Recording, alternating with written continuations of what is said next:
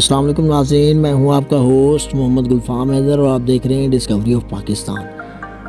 ناظرین، تاریخ کے پنوں میں بہت سارے ایسے واقعات، ایسی کہانیاں پوشیدہ ہیں جو ابھی تک ہماری نظروں سے اوجھل ہیں، ہمارے کان انہیں سن نہیں پائے اور شاید ہماری آنکھیں ابھی تک انہیں پڑھ نہیں پائیں۔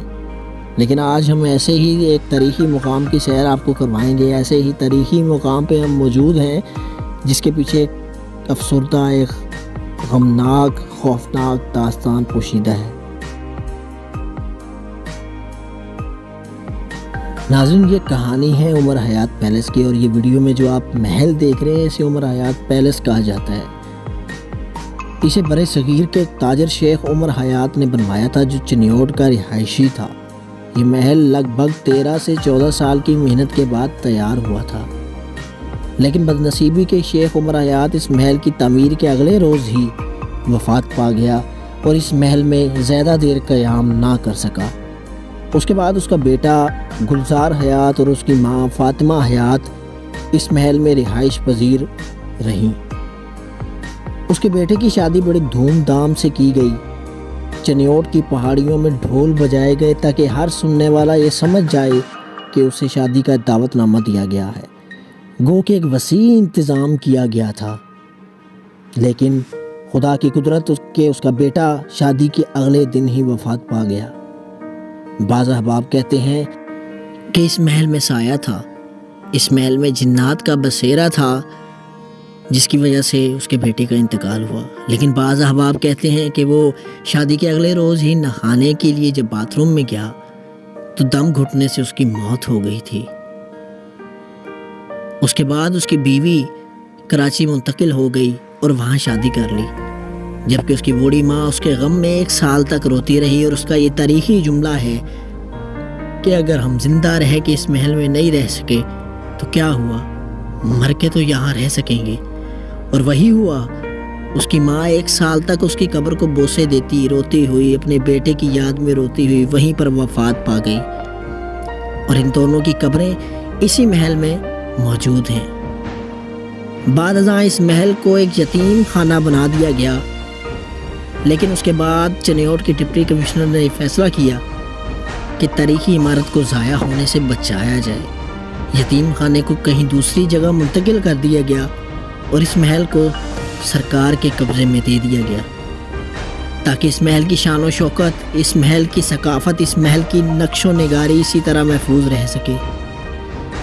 شروع میں محل کی 5 منزلیں ہوا کرتی تھی، لیکن 2 منزلیں بوسیدہ ہو جانے کی وجہ سے گرا دی گئی۔ اب یہ محل 3 منزلہ رہ چکا ہے۔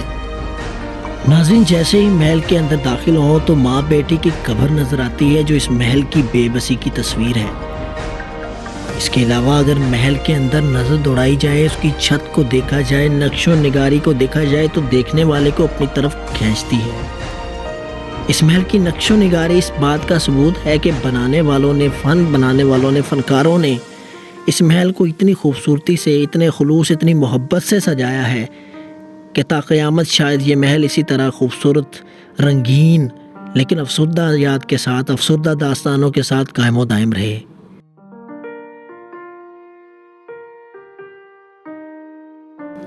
جیسے ہی ہم محل کے اندر داخل ہوں تو قدیم زیورات، قدیم چیزیں ہمیں دیکھنے کو ملتی ہیں۔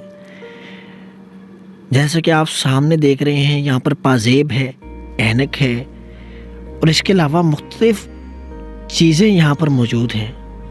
پاکستانی پرانے سکے یہاں پہ موجود ہیں جو تاریخ کو دوبارہ زندہ کر دیتے ہیں۔ یہ باتیں شاید کوئی تاریخ دان یا کوئی تاریخ سے محبت رکھنے والا ہی سمجھ پائے گا۔ اور یہاں پر قدیم قرآن مجید بھی موجود ہے۔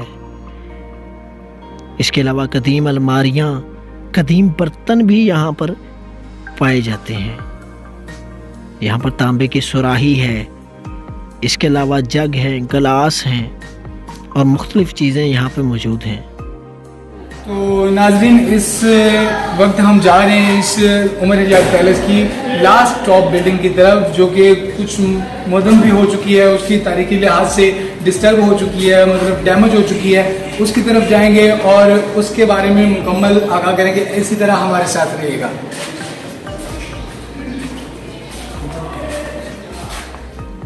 ناظرین یہ جو سیڑھیاں آپ دیکھ رہے ہیں لکڑی کی بنائی گئی سیڑھیاں ہیں اور اتنی مضبوط اور خالص لکڑی ہے کہ آج 100 سال کے بعد بھی ایک قائم و دائم ہے۔ سیڑھیوں پہ چڑھتے ہوئے ایک عجیب ہی کیفیت محسوس ہوتی ہے، ایک عجیب سا احساس ہوتا ہے۔ آپ دوبارہ تاریخ میں واپس چلے جاتے ہیں، 100 سال پیچھے چلے جاتے ہیں، اور فنکاروں کا فن دیکھ کے دل کو جو خوشی محسوس ہوتی ہے اس کا تو بیان ہی نہیں ہے۔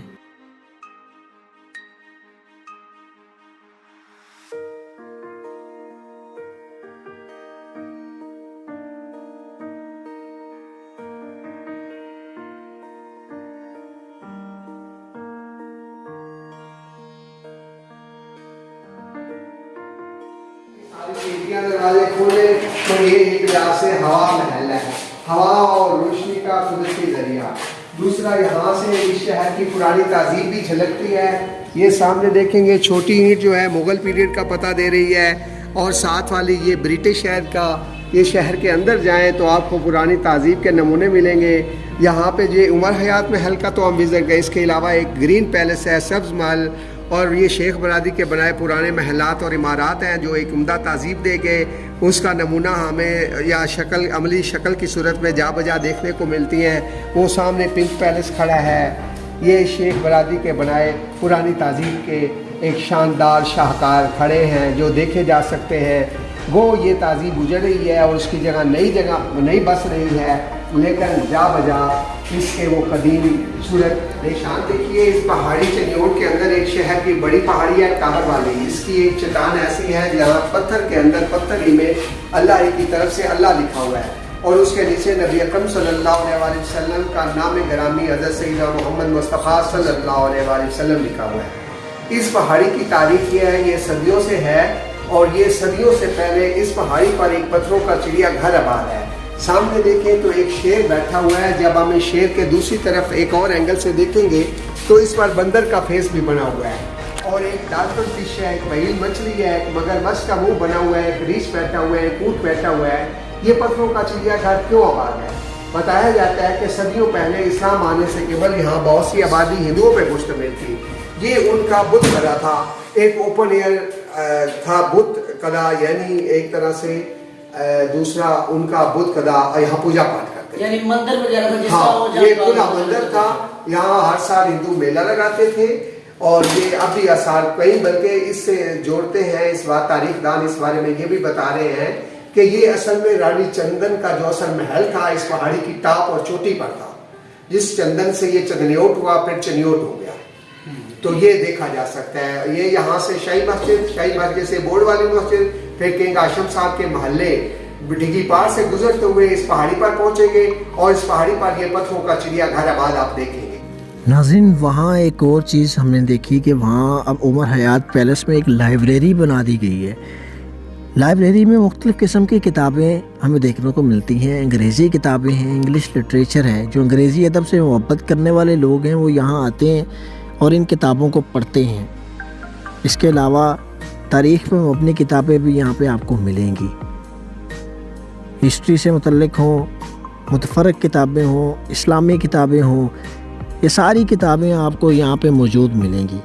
یہ لائبریری ویران تو ہو چکی ہے، لیکن ابھی بھی اگر کوئی چاہے تو یہاں آ کے ان کتابوں کا مطالعہ کر سکتا ہے، اس کو آباد کیا جا سکتا ہے۔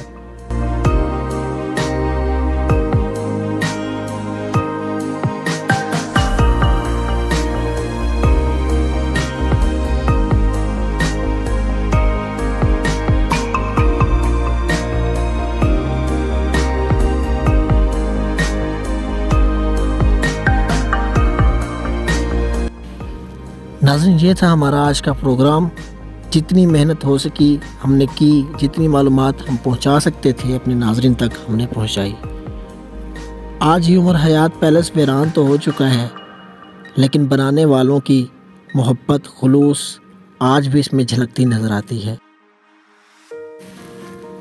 یہ محل بنانے والے اور بنوانے والے آج اس دنیا میں موجود نہیں، لیکن اپنے بعد میں آنے والوں کے لیے وہ ایک شاہکار، ایک نمونہ چھوڑ گئے ہیں، جو دیکھنے والوں کے لیے، سیاحوں کے لیے یوں ہی دلکشی کا باعث بنا رہے گا۔ ہمیں اجازت دیجیے، اگلے پروگرام میں نئے ٹاپک کے ساتھ، نئی تاریخی جگہ کے ساتھ دوبارہ آپ کی خدمت پہ حاضر ہوں گے۔ اللہ حافظ۔